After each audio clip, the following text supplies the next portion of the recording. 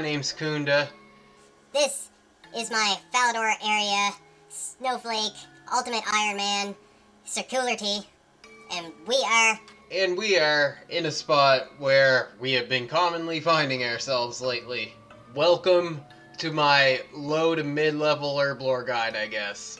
Okay, so I don't know if anybody else is ever gonna do a Falador area Ironman ever, and I don't know how restricted your particular Falador man is if you're watching this, but we are gonna try and accommodate everybody here. So the first step for Herblore for everybody, Druidic Ritual. You get up to 3 Herblore.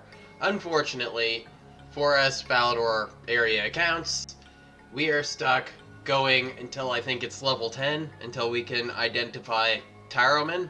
Until then, all the levels we get have to be purely from experience randoms or from identifying Woms and Marantils. Which really sucks, but it's where we find ourselves. After that, at I think level 12, we can start making strength potions, which speeds things up significantly. Taverley Dungeon is decent for strength potions because you can get both vials and Tyromans pretty easily from the Chaos Druids. And then after you're done filling up on those, you can go kill hill giants, and they drop limpet roots probably second only to hobgoblins. Now for my particular area restriction, I allow access to any connected underground area from the Dwarven Mines. That gives us access to Dorgish Khan, the Lumbridge Swamp Caves, a whole bunch of stuff. But most importantly for this, at level 19, it's possible to start getting Herblore experience from making Gwamtar. Swamptar is a pain to get. You pickpocket it one at a time from the Dorjishan, I hate pronouncing that, cave goblins. And you need 15 for one Gwamtar. It is really not the best route. Luckily, at 26, we get an even better option, which is energy potions. Because we can get Harlander about as easily as the lower tier herbs from these Chaos Druids, and we can get Chocolate Dust very easily because as long as we can access a knife or a pestle and mortar, both of which possible, not the easiest things to find, but possible. You can go to the Culinoromancer's chest and buy Chocolate Dust. Now, I understand that will not be an option for all Falador area Ironmen, unless you're doing the underground thing. That is kinda nichey. However, that is where we find ourselves starting off this morning. We have 6 unfinished Harlander potions and another 4 Harlander herbs. The next step is to go to Dorgish Khan. That is such a tricky name to say. But yeah. Let's do that. So at this point, maybe you've noticed, perhaps you've not, we have a longbone in our inventory, which has absolutely nothing to do with our Herblore grind, but you tend to get those while you're harvesting the limpet roots. So if you stumble across one of those, it's a little bit of coin and 4,500 construction experience. So worth skipping out on a little Herblore experience for getting that construction. Anyway. Level 40 construction, gotta love that. We can now build a study, a teak bed, a mahogany bookcase, a stash chart, opulent curtains, an oak lectern, that might actually be useful, and a tip jar, which is absolutely useless for us. Back to the mission.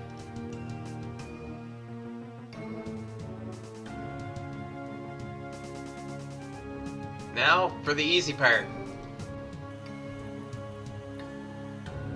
And rinse repeat until we're done all our potions. While I've been doing this, I also realized that there is a knife spawn right here in the cellar.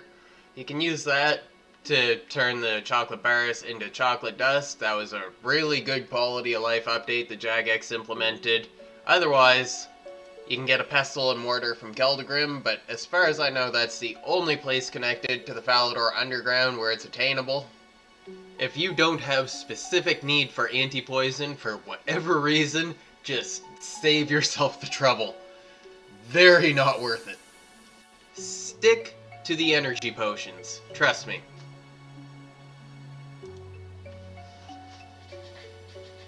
I love it here. 31 Herblore. Marintiltar. That is probably equally excruciating as Guamtar. So at this point, all energy potions are dropped. We try and buy what we can for chocolate bars from the store, but it is probably just best to world hop, so we'll do that. I like to fill up on chocolate dust before heading back to the Taverley dungeon and starting this process all over again. Also, you'll see 2 potatoes in my inventory for food. That is mostly unnecessary. I'm finding at this point I don't really need it. My combat level is 77. Here are my stats, if you can't see them.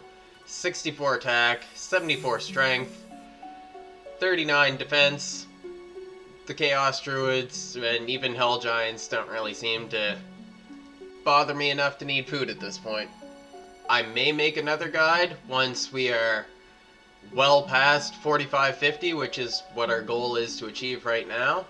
But the next thing that I will not be demonstrating, because I want to get this video sooner than later, will be prayer potions. They're the next thing that's any practical use to us as far as getting better experience rates. I don't know if you will include the peninsula near the crafting guild for your own grind, but Infinite Snapegrass makes that a fairly decent option. Also, I forgot to mention a few other options we haven't reached yet. If you can manage to get Toadflax, and my understanding is they only come from random events within the Falador area, I think agility potions are an option. I think Taverley Lake has toad legs around. There's also the Taraman and Harlander Tars, which have the same problem as the Guamtar I described earlier.